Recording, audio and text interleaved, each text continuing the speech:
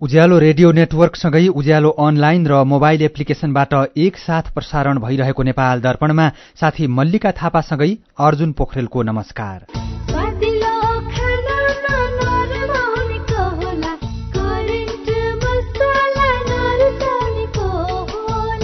नेपाल दर्पणको साथमा करेन्ट मसला र करेन्ट चिया, स्वादको झट्का। नेपाल दर्पण सुरु गरौं मुख्य खबरका शीर्षकहरूबाट। पहाडी र हिमाली क्षेत्रमा हर्षोल्लासका साथ फागु अर्थात होली पर्व मनाइयो। पोखरामा पर्यटक पनि होलीमा रमाए। जथाभावी रंग दल्ने र लोला हान्ने विकृति हट्दै। पानी छ घरबाट पानी फालिँदोले घरबाट पानी फालिँदैन। आफ्नो आफ्नो ग्रुप रमाइलो गरेर खेलेको छ। त्यस्तो हाउ हुल्लङ्गा केही पनि छैन। पर्यटकीय सिजन सुरु भएसँगै सगरमाथा क्षेत्रमा पर्यटकको आगमन बढ्न थाल्यो। तेन्जिङ हिलारी विमानस्थलमा दैनिक 20 वटासम्म हवाई उडान। राष्ट्रपति चुनावबारे एमाले आफ्ना सांसदलाई अभिमुखीकरण तालिम दियो। रामचन्द्र पौडेलद्वारा राप्रपाका अध्यक्षलाई भेटेर आफूलाई मत दिन आग्रह। पाकिस्तानको बलुचिस्तानमा आत्मघाती आक्रमणमा परि 9 जना प्रहरीको ज्यान गयो। इन्डोनेसियामा पहिरोमा पुरिएर 11 जनाको मृत्यु, 50 जना बेपत्ता। र विश्वकप क्रिकेट लिग 2 मा नेपालले युएईलाई 42 रनले हरायो। 5औं स्थानमा उक्लन सफल। सोझै विश्वकप छनौट खेल्ने सम्भावना कायमै। सुन त, मेरो कपडा प्याकिङ गरिदेऊ त। श्यामजीको मिसेसलाई क्यान्सर उपचार गराउन इन्डिया सँगै लिएर जानुपर्ने भयो। ए हो र? अनि सुन्नु त, अब क्यान्सरको उपचार सीएमसी क्यान्सर इन्स्टिच्युट भरतपुरमा नै हुन्छ नि। नेपालमै पहिलो पटक अत्याधुनिक भेरिएन्ट ट्युबिम भएको 60 काउस र हाइपर आर्क लगायतका अत्याधुनिक उपकरण प्रयोग गरी मस्तिष्कमा रहेको ट्युमर, फोक्सोको क्यान्सर, स्तन क्यान्सर, घाँटी तथा टाउको सम्बन्धी क्यान्सर, पेट तथा कलेजो सम्बन्धी क्यान्सर, पाठेघरको मुख, गर्भाशय तथा मूत्राशय सम्बन्धी क्यान्सर तथा अन्य क्यान्सरहरूको उपचार हुन्छ। क्यान्सर भएको ठाउँको पहिचान गरी रेडिएसनको माध्यमबाट पूर्ण रूपमा निको हुने गरी पनि उपचार गरिन्छ। सरकारी अस्पतालकै सेवा शुल्कमा उपचार हुनुका साथै नेपाल सरकारबाट प्रदान गरिने क्यान्सर पीडितहरूका लागि 1 लाखसम्मको छुटको व्यवस्था पनि छ। ओहो, यस्तो सुविधा रहेछ। ल अब क्यान्सर उपचार गराउन सीएमसी क्यान्सर इन्स्टिच्युटमा नै लिएर जान्छौ। क्यान्सर विरुद्ध आशाको किरण, सीएमसी क्यान्सर इन्स्टिच्युट। फोन 056 594 333 594 333। सरकारी भुक्तानी अब एकै क्लिकमा। राहदानी शुल्क, आन्तरिक राजस्व विभागका शुल्क तथा करहरू, शिक्षक सेवा आयोगको भुक्तानी, बिलबुक नवीकरण, ट्राफिक जरिवाना, लोक सेवा आयोगको भुक्तानी, नगरपालिकाको कर, एनओसी शुल्क लगायतका धेरै भुक्तानी अब ई सेवाबाट तिर्न सकिन्छ। आजै ई सेवा एप डाउनलोड गर्नुहोस् वा नजिकैको एजेन्टमा गई अनलाइन भुक्तानी गर्नुहोस्। ई सेवा, सरल र सुरक्षित भुक्तानी। मोबाइलमा चल्छ ई सेवा।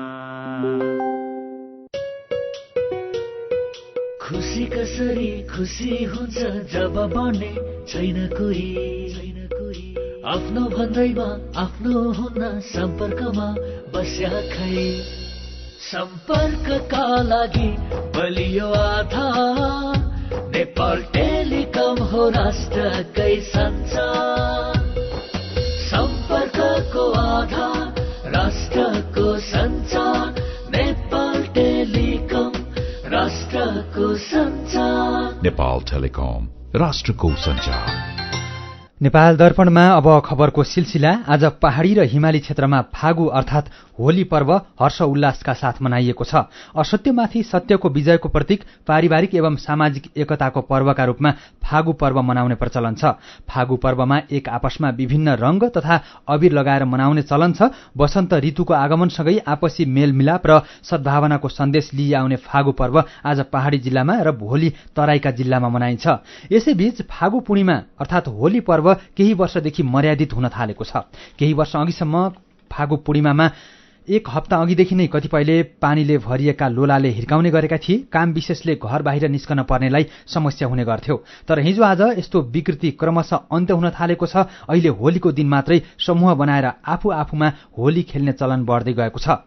2076 सालमा कोरोना महामारी बढेपछिदेखि नै विकृति अन्त्य हुन थालेको हो। अपवादका रूपमा भने अझै पनि केही मानिस उच्छृङ्खल गतिविधिमा संलग्न रहेको देखिन्छ। यसैबीच काठमाडौँ उपत्यकामा आज बेलुका 5 बजेसम्म नियम उल्लङ्घन गर्ने 296 90वटा गाडीलाई होल्ड गरिएको ट्राफिक प्रहरीले जनाएको छ। उनीहरूलाई आवश्यक कारबाही गरी सडकमा गाडीको चाप हेरेर समस्या नहुने गरी बेलुका छाडिएको प्रहरीले जानकारी दिएको छ। आज बिहानैदेखि काठमाडौँ उपत्यकामा ट्राफिक प्रहरीले सुरक्षा जाँचलाई कडाई गरिरहेको छ। यस्तै प्रहरीसँग अभद्र व्यवहार गर्ने 108 जनालाई पक्राउ गरिएको र थप सोधपुछ र अनुसन्धान भइरहेको प्रहरीले जनाएको छ। आज अहिलेसम्म काठमाडौँ लगायत आसपासका क्षेत्रमा कुनै पनि अप्रिय दुर्घटनाका खबरहरू नआएका ट्राफिक प्रहरीले जानकारी दिएको छ। फागु अर्थात् होली पर्वलाई व्यवस्थित बनाउन बिहानैदेखि सुरक्षा जाँचमा कडाई गरिएको छ। काठमाडौँ उपत्यकाका झण्डै 70 ठाउँमा ट्राफिक चेक पोइन्ट राखिएको थियो भने मोबाइल गस्ती पनि बढाइएको थियो। यसैबीच पर्यटकीय नगरी पोखरामा विदेशी पर्यटक पनि होलीमा रमाएका छन्। विभिन्न देशबाट घुम्न आएका पर्यटकले एक आपसमा रंग दलेर शुभकामना सार्दै होली मनाएका हुन्। Restaurant and bar association Nepal रिवान पोखराको आयोजनामा भएको कार्यक्रममा पुगेका पर्यटक निकै खुशी पनि देखिएका छन्। होलीको अवसरमा लेक साइडमा विशेष कार्यक्रम आयोजना हुँदै आएको छ। पोखरा 6 अम्बोटबाट नाचगान र रंग खेल्दै लेक साइड परिक्रमा गर्दा विदेशी पर्यटकहरू निकै रमाएका छन्। आन्तरिक एवं बाह्य पर्यटक प्रवर्धन गर्ने उद्देश्यका साथ पर्यटन व्यवसायीले होली महोत्सवको आयोजना गर्दै आएका छन्। होलीमा पोखरामा कार्यक्रमहरू हुन थालेपछि पर्यटकको आकर्षण बढ्नुका साथै यो क्षेत्र महोत्सव र कार्यक्रम गर्ने स्थलका रूपमा समेत विकसित भएको कार्यक्रम संयोजक वीरेन्द्र शेरचनले बताउनु भएको छ। केही वर्षदेखि काठमाडौँ उपत्यकामा मनाइने फागु पर्व अर्थात् होली सभ्य बन्दै आएको छ। आज पनि यस्तै सभ्य र भव्य रूपमा फागु पर्व मनाइयो। महेश गेवालीको रिपोर्ट।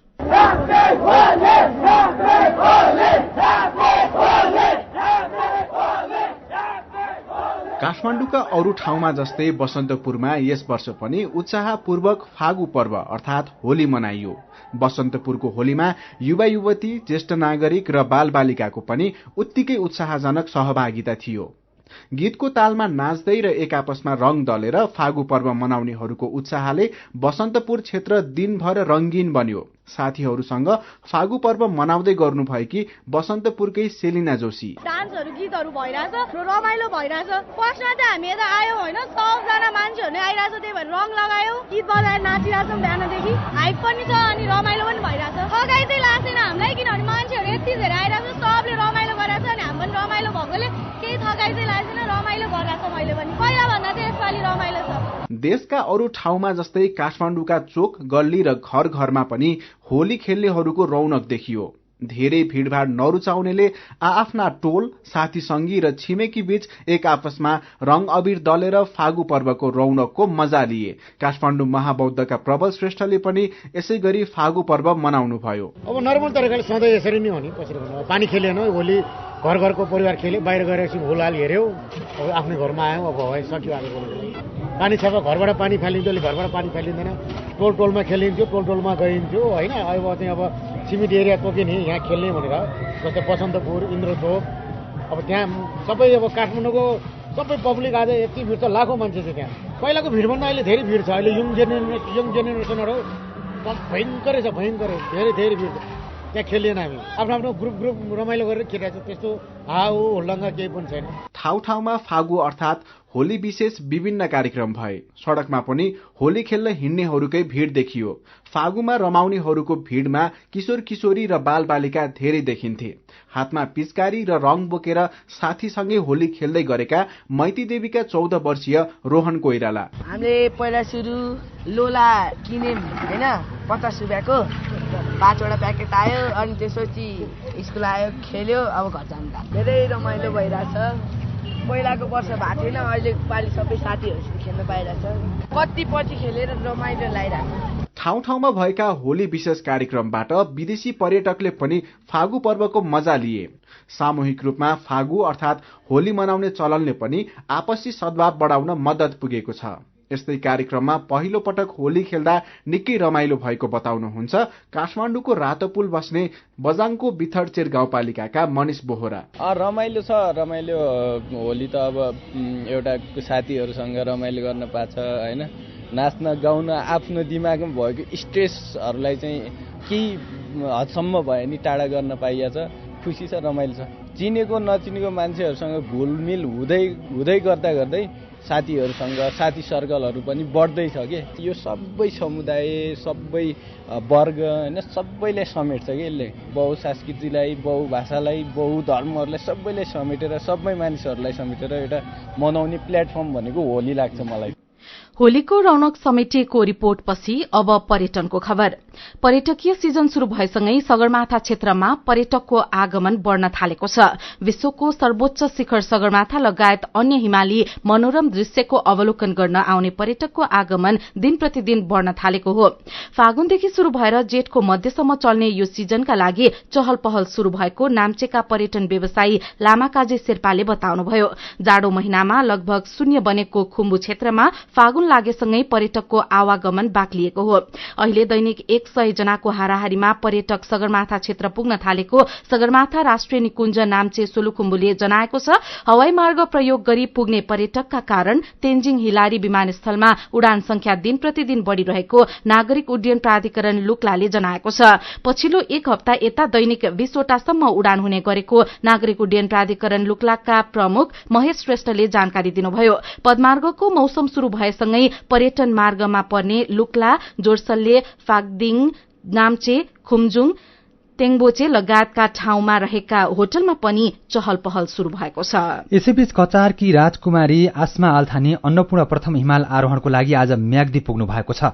8091 मिटर अग्लो अन्नपूर्ण प्रथम हिमाल अन्नपूर्ण गाउँपालिका 4 मा अवस्थित छ। इलाइट ट्रेकिङ कम्पनी मार्फत उहाँ अन्नपूर्ण हिमाल आरोहण गर्न पुग्नु भएको हो। काठमाडौँबाट अल्थानीको आरोहण टोलीका सदस्य हेलिकप्टर मार्फत अन्नपूर्ण 3 मा पुगेका हुन्। 8000 मिटर अग्ला विश्वका 14 वटा हिमाल आरोहण गरेर कीर्तिमानी बनाउनु भएका निर्मल पूर्जा निम्सले अल्थानीको आरोहण टोलीको नेतृत्व गर्नुभएको छ। बन्दोबस्तीका सामग्रीहरू हेलिकप्टर मार्फत अन्नपूर्ण आधार शिविर पुगिसकेको छ। त्यहाँ पुगेका सहयोगीले तयारी थालिसकेका छन्। यही मार्चको महिनामा अन्नपूर्ण आरोहण गर्ने टोलीको लक्ष्य रहेको छ।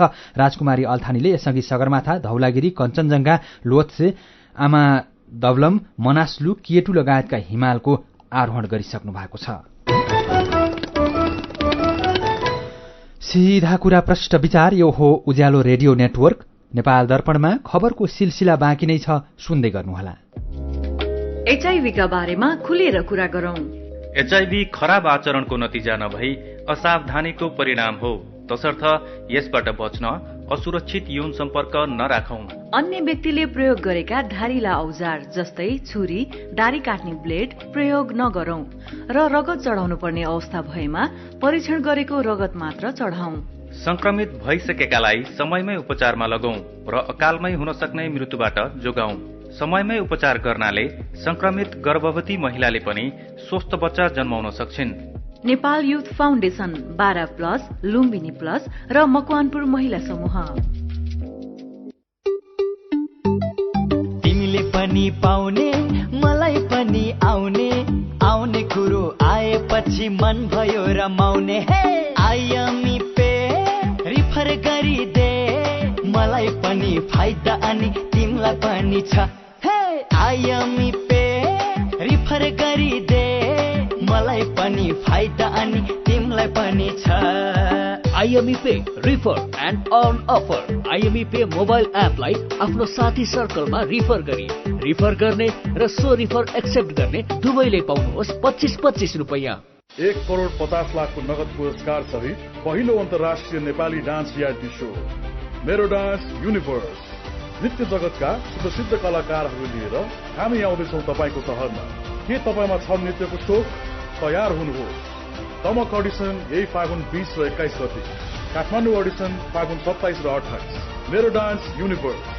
थप जानकारीको लागि हामीलाई मेरो डान्स युनिभर्सको फेसबुक वा इन्स्टाग्राम पेज फलो गर्नुहोस्।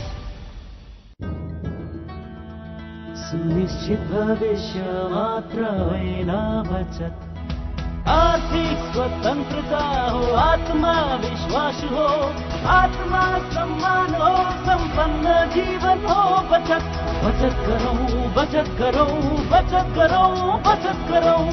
धेरै छन् बचतका खुशीहरू, बचत गरौँ। ग्लोबल आइएमई बैंक, सबैका लागि बैंक।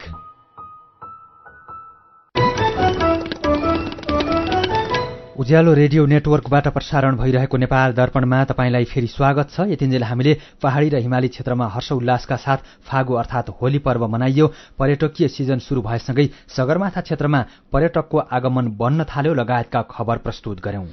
नेपाल दर्पणमा अब बाँकी खबर।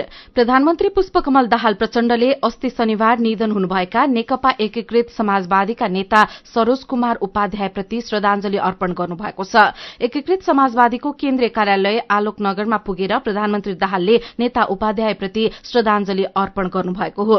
शनिबार काठमाडौँको शंखमूलको एक रेस्टुरेन्टबाट खसेर नेता उपाध्यायको निधन भएको थियो। उपाध्याय एकीकृत समाजवादीका अध्यक्ष एवं पूर्व प्रधानमन्त्री माधव कुमार नेपालका भाइ हुनुहुन्छ। नेकपा एमाले राष्ट्रपति चुनावबारे आफ्ना सांसदलाई अभिमुखीकरण गराएको छ। ललितपुरको च्यासलमा रहेको पार्टी मुख्यालयमा एमाले प्रतिनिधि सभा, राष्ट्रिय सभा र प्रदेश सभाका सांसदलाई अभिमुखीकरण गराएको हो। अभिमुखीकरण कार्यक्रममा एमाले अध्यक्ष केपी शर्मा ओलीले एमालेको तर्फबाट राष्ट्रपतिका उम्मेद्वार बन्नुभएका सुभाष चन्द्र नेमाङलाई जिताउन पार्टीले लिएको रणनीति, विपक्षी पार्टीका मतदाता तान्ने रणनीति र वर्तमान राजनीतिक अवस्थाका बारेमा जानकारी गराउनु भएको छ। यस्तै राष्ट्रपतिका उम्मेद्वार सुभाष चन्द्र नेमाङले आफू राष्ट्रपतिमा निर्वाचित भएमा पहिलो दायित्व संविधानको रक्षा गर्ने बताउनुभयो। एमाले राष्ट्रपतिमा नेमाङलाई उम्मेद्वार बनाएको छ भने नेपाली कांग्रेसले 8 दलको साझा उम्मेद्वारका रूपमा वरिष्ठ नेता रामचन्द्र पौडेललाई उम्मेद्वार बनाएको छ। राष्ट्रपतिको चुनाव यही फागुनको 25 गते हुँदैछ। यसैबीच नेपाली कांग्रेसबाट राष्ट्रपतिका उम्मेद्वार वरिष्ठ नेता रामचन्द्र पौडेलले राष्ट्रिय प्रजातन्त्र पार्टीसँग राष्ट्रपतिमा सहयोग गर्न आग्रह गर्नुभएको छ।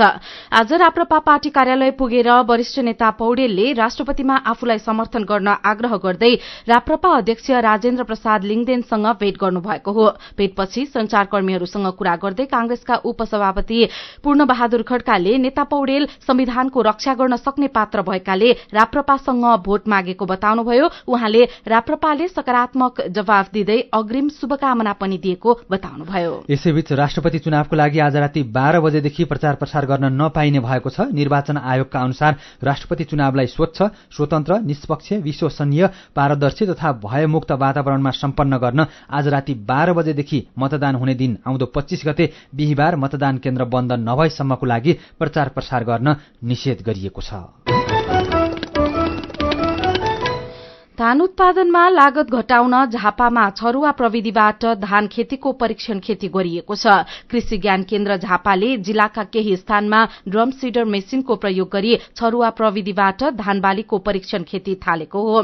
गौरादह गाउँपालिका 2 र कमल गाउँपालिकाको एक ठाउँमा परीक्षण खेती गरिएको ज्ञान केन्द्रका प्रमुख सागर विष्टले जानकारी दिनुभयो। उत्पादनमा उच्च लगानी र मूल्य नपाउँदा किसानले आफूले खाने मात्र धान उत्पादन गर्ने अवस्था आउन सक्ने उहाँको भनाइ छ। छरुवा धान खेतीको प्रविधिबाट किसानको ब्याड बनाउने, बिउ उखेल्ने र रोप्ने खर्च बच्नेछ। यो प्रविधिबाट खेत हिल्याएर ड्रम सीडर मेसिनको प्रयोगबाट सोझै धान छर्न सकिने प्रमुख विष्टले बताउनुभयो। यसैबीच लुम्बिनी प्रदेशले प्रदेश ऐन मार्फत वन व्यवस्थापन कार्यविधि बनाएर वन सम्वर्धन गर्ने र काठ दाउरा निकाल्ने भएको छ। वन सम्वर्धन प्रणाली मार्फत यो कार्यको लागि बाटो खुलेको हो। वनमा भएका रुखहरू काट्ने र साना बिरुवा हुर्काउने प्रणाली वन सम्वर्धन प्रणाली हो, जसमा 80 वर्ष संरक्षण चक्र बनाएर रुख काटछाँट गरेर संरक्षण गरिन्छ। वन दिगो व्यवस्थापन, काठको उच्चतम प्रयोग र नियमित आमदानीको लागि भन्दै वन सम्वर्धन प्रणाली शुरू भएको छ। यसको लागि कटान हुन थालेपछि उपभोक्ताहरूले आफ्नो प्रयोजनको लागि काठ प्रयोग गर्न पाउने भएका छन्। वैज्ञानिक वन व्यवस्थापन उपभोक्ता महासंघ लुम्बिनी प्रदेशका महासचिव होमबहादुर गुरुङ उपभोक्ताले प्रयोग गरेर बचेका काठ बिक्री भएर सामाजिक विकासको काम हुने र रोजगारी सिर्जना हुने बताउनुहुन्छ। यस्तै राजस्व संकलनमा पनि योगदान पुग्ने उहाँको भनाइरहेको छ। नवलपरासीको सबैभन्दा पुरानो नगरपालिकाको रूपमा रहेको रामग्राम नगरपालिकामा फोहोरको व्यवस्थापन हुन नसक्दा दुर्गन्ध फैलिएको छ। फोहोर व्यवस्थापनका लागि डम्पिङ साइटको उचित व्यवस्था नहुँदा स्थानीय फोहोरको मारमा परेका हुन्। फोहोर सहुवाटिकर नदी किनारामा फालिने र त्यसले स्थानीय र नदीलाई समेत दुर्गन्धित बनाउँदा आफूहरू मारमा परेको स्थानीयको गुनासो छ। खेतीयोग्य जमीनमा सिधै फोहोर फाल्दा स्थानीय किसानहरू समेत मारमा परेका छन्। नगरपालिकाले फोहोर व्यवस्थापनको उचित विकल्प नखोज्दा फोहोर सिधै नदीमा खस्दा त्यसमा प्रदूषण बढ़ेको छ। अस्पतालजन्य हानिकारक फोहोर, स्वास्थ्य उपचारका क्रममा प्रयोग गरिएका सिरिन्ज सहितका अस्पतालजन्य फोहोर, मरेका चौपाया गाई, गोरु, कुकुर, बिरालो साथै सबै किसिमका फोहोरजन्य पदार्थ व्यवस्थापन नहुँदा स्वास्थ्यका लागि समेत जोखिम बढ़ेको छ। रामग्राम नगरपालिका वडा नम्बर 1 का वडाध्यक्ष रुद्रप्रसाद उपाध्यायले नगरपालिकाले बजेटको उचित व्यवस्था नगरेकाले फोहोरको व्यवस्थापन गर्न नसकिने स्वीकार गर्नुभएको छ। नेपाल दर्पणमा मेरो पनि भन्नु छ सँगै खबरको सिलसिला बाँकी नै छ, सुन्दै गर्नुहोला। आधुनिक र प्राकृतिक चिकित्सा पद्धतिको वैज्ञानिक सम्मिश्रण स्थल डनी हिलिङ क्लिनिक। यहाँ विशेषज्ञहरूद्वारा नसा, हाड जोड्नी, मांसपेशीका दुखाइ र अन्य समस्याको उचित परीक्षणद्वारा रोगको पहिचान, उपचार र परामर्श प्रदान गरिन्छ। Physiotherapy, acupuncture, Ayurveda, medical massage तथा विशेषज्ञहरूको सल्लाह अनुसार न्यूनतम प्रतिकूल प्रभाव हुने गरी उचित उपचार गरिन्छ। स्वस्थ जीवनशैली तथा निरोधात्मक परामर्शको लागि आउनुहोस्। हाम्रो सिद्धान्त निको प्रकृतिले पार्छ, हामी सहयोग गर्छौं। डनी हिलिङ क्लिनिक, एकान्त कुना road, Jawalakhel. Phone number 5521 885, 98 018 16 380। Website denihealing.com। सुरक्षित र समृद्ध होस् जिन्दगीको सेरोफेरो, भोलिको लागि सोच्नु पर्ने कर्तव्य हो तिम्रो मेरो।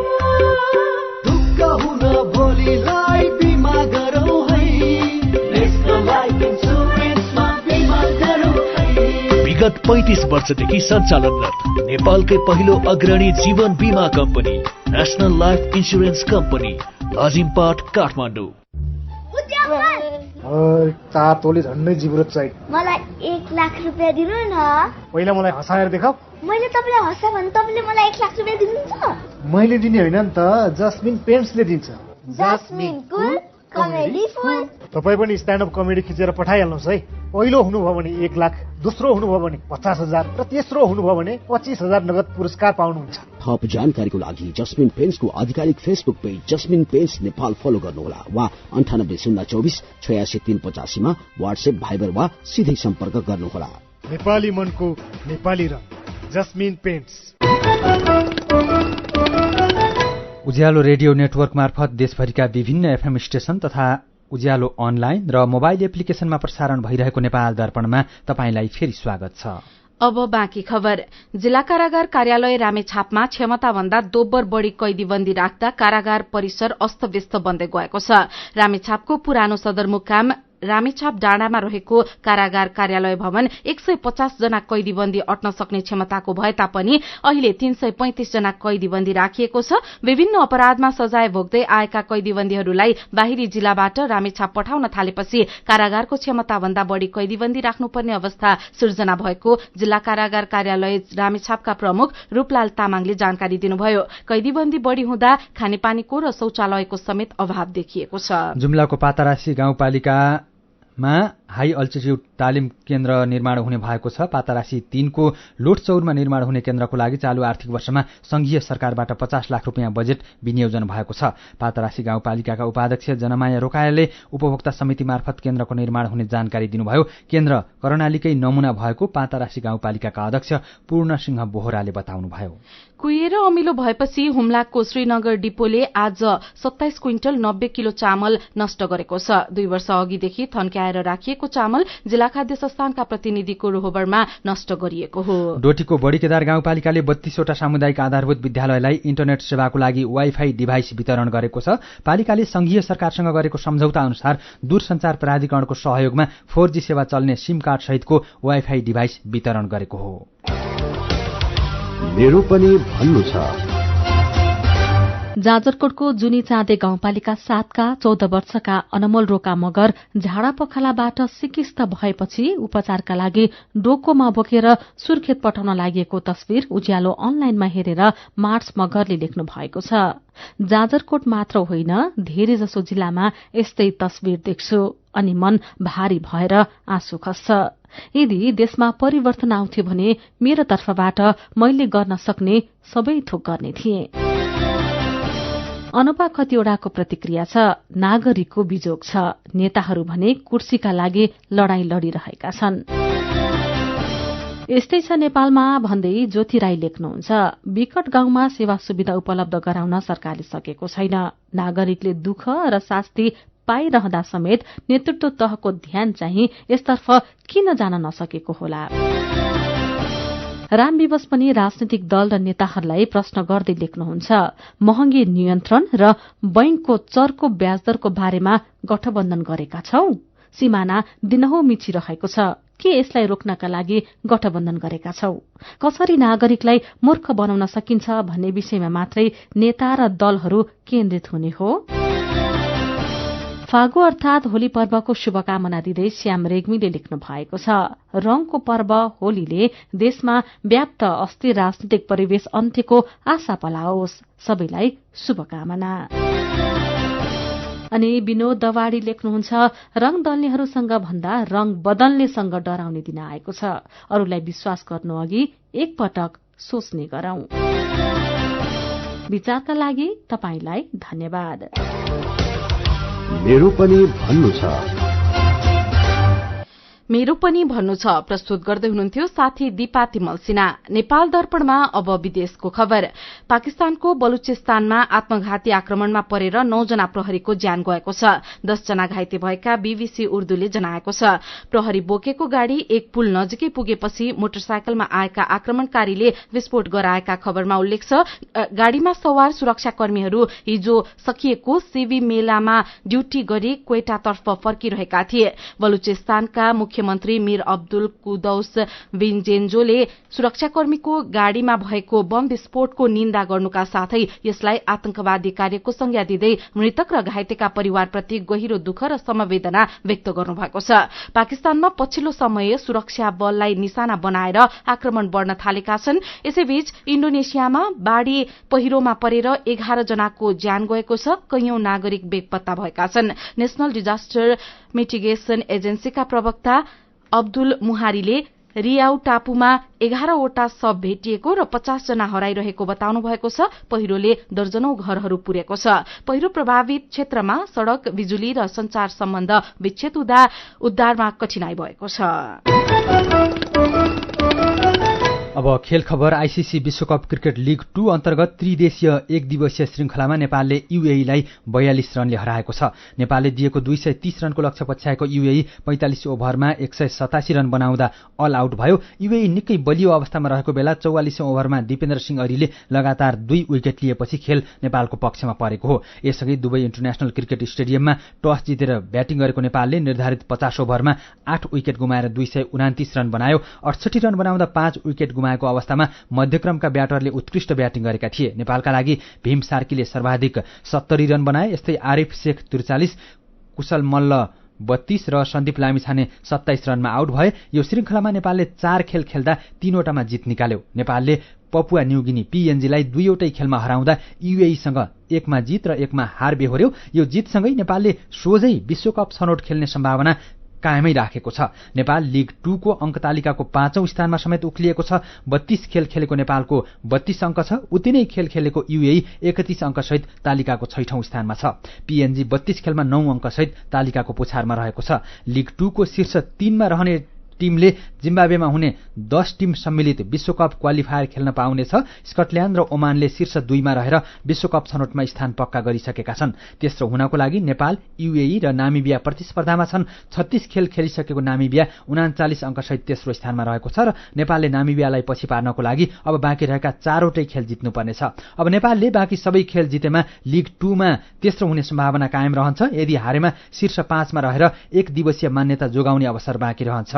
लीग 2 मा अब बाँकी 4 खेल नेपालको घरेलु मैदानमा हुनेछन्। यी खेलहरू आउँदो बिहीबारदेखि शुरू हुँदैछन्। यूएईको लागि पनि नामिबियालाई पछि पार्दै तेस्रो स्थानमा पुग्न नेपालसँगका खेल जित्नै पर्ने बाध्यता रहेको छ। खेल खबरसँगै हामी नेपाल दर्पणको अन्त्यमा आइपुगेका छौं। आजका मुख्य खबरका शीर्षकहरू फेरि एकपटक। पहाडी र हिमाली क्षेत्रमा हर्षोल्लासका साथ फागु अर्थात होली पर्व मनाइयो। पोखरामा पर्यटक पनि होलीमा रमाए। जथाभावी रंग दल्ने र लोला हान्ने विकृति हट्दै। पर्यटकीय सिजन शुरू भएसँगै सगरमाथा क्षेत्रमा पर्यटकको आगमन बढ्न थाल्यो। तेन्जिङ हिलारी विमानस्थलमा दैनिक 20 वटासम्म हवाई उडान। राष्ट्रपति चुनाव बारे एमाले आफ्ना सांसदलाई अभिमुखीकरण तालिम दियो। रामचन्द्र पौडेलद्वारा राप्रपाका अध्यक्षलाई भेटेर आफूलाई मत दिन आग्रह। पाकिस्तानको बलुचिस्तानमा आत्मघाती आक्रमणमा परि 9 जना प्रहरीको ज्यान गयो। इन्डोनेसियामा पहिरोमा पुगेर 11 जनाको मृत्यु, 50 जना बेपत्ता। र विश्वकप क्रिकेट लीग 2 मा नेपालले युएईलाई 42 रनले हरायो। 5औं स्थानमा उक्लन सफल। सोझै विश्वकप छनौट खेल्ने सम्भावना कायमै।